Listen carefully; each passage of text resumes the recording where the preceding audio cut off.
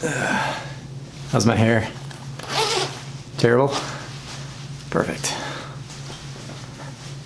Welcome to today's video. Hey, what's up guys? Today we're going to talk about the BRRRR method. BRRRR stands for buy, rehab, rent, refinance, and repeat.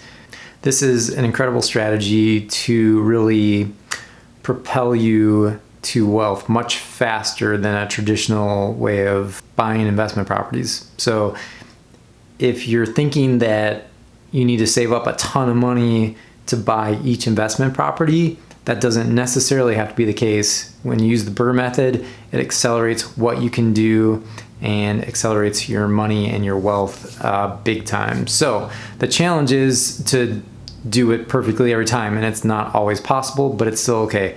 We're gonna jump to the whiteboard here in a second. We'll go over what an ideal BRRRR looks like, and then we'll jump into one of my deals and how it kind of worked for us. Not exactly.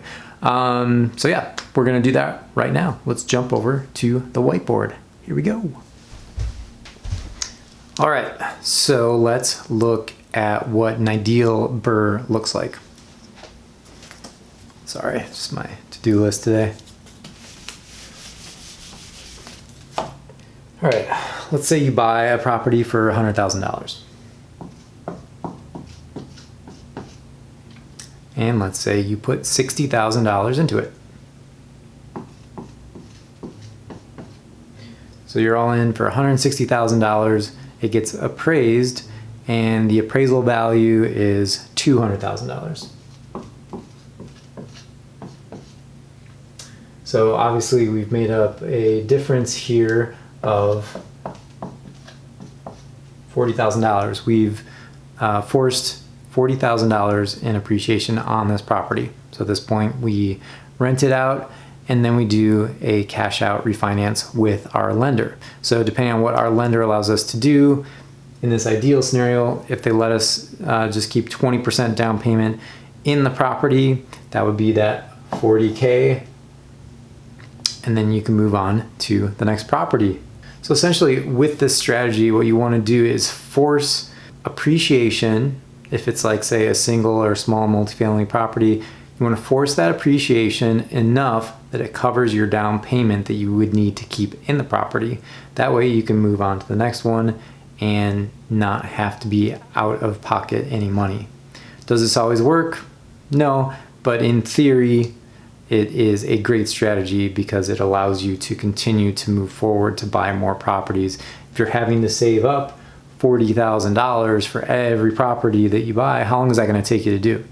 Okay, now we're going to look at an example of one of our properties. This was actually our first rental property, our first project.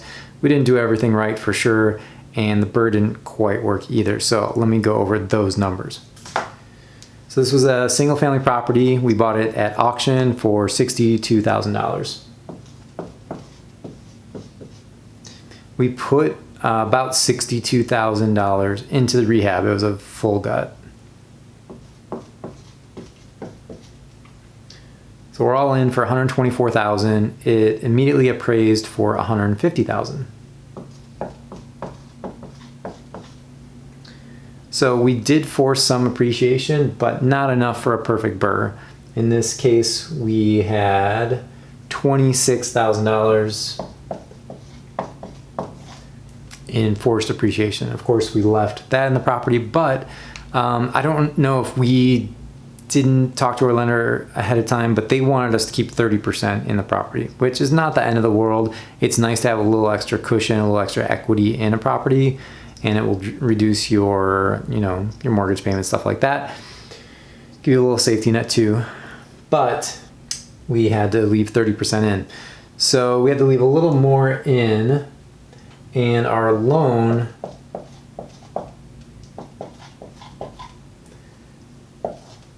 in the property was $105,000. So it certainly was not a perfect BRRRR, but we did gain this 26K equity, at least that we did not have to have in the property.